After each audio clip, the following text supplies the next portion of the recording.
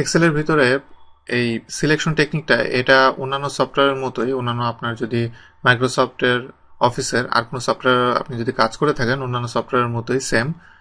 তো এখানে অনেকভাবে আপনি এটা সিলেক্ট করতে পারবেন।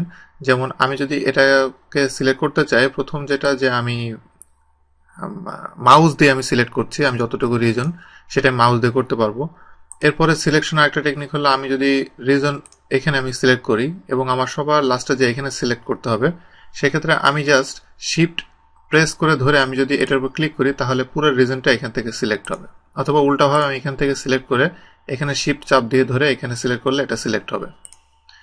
এরপরে আমি রো কলাম সিলেক্ট করার সিস্টেমটা হলো আমি যদি রোতে সিলেক্ট করতে চাই পুরো রো ধরে, তাহলে এই যে এখন একটা আইকন দেখাচ্ছে, এরকম যখন আইকন দেখাবে আমি সিলেক্ট করে পুরো রো ধরে সিলেক্ট হবে এইভাবে।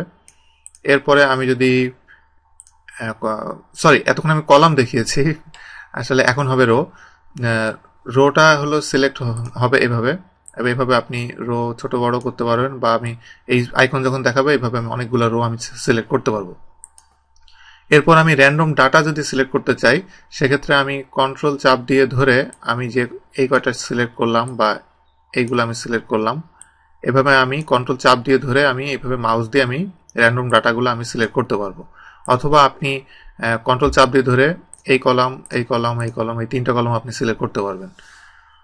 এরপরে আপনি যদি মনে করেন যে আপনি এখানে এখানে ধরে আছেন, আপনি কিবোর্ড দিয়ে এটা কলামটা সিলেক্ট করতে চান, সেক্ষেত্রে কলাম এবং রো সিলেক্ট করার ক্ষেত্রে আমি যদি শিফট স্পেস বার আমি দিই তাহলে একটা রো সিলেক্ট হয়ে যাবে পুরা। আবার আমি যদি একটা কলাম স্পেস বার দিই তাহলে এখানে দেখেন যে রোটা সিলেক্ট হয়ে গেছে। এভাবে আপনি কলাম রো আপনি এই কিবোর্ড শর্টকাটের মাধ্যমে আপনি সিলেক্ট করতে পারবেন। এরপরে আমি যদি এমন করতে চাই যে আমি এখানে শুধু ডাটা রিজনটুকু আমি সিলেক্ট করতে চাই, যদি শুধু ডাটা রিজনটুকু আমি সিলেক্ট করতে চাই, যে কোনো একটার ভিতরে আমি জাস্ট কন্ট্রোল এ যদি প্রেস করি ডাটা রিজন যেতটুকু সেইটুকু সিলেক্ট হয়েছে, এবং আমি যদি আবার কন্ট্রোলে প্রেস করি হোল শিটটাকে সে সিলেক্ট করবে।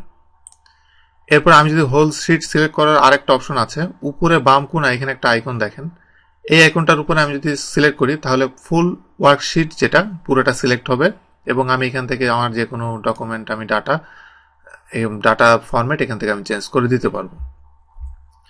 এই কয়েকভাবে আপনি মোটামুটি আপনি ডাটাগুলো সিলেক্ট করতে পারবেন, এবং আপনার ভ্যারাইটিস অফ অপশন আছে ডাটাগুলো সিলেক্ট করার, আপনি আপনার ইচ্ছা মতো কাস্টমাইজ করে ডাটাগুলো সিলেক্ট করতে পারবেন।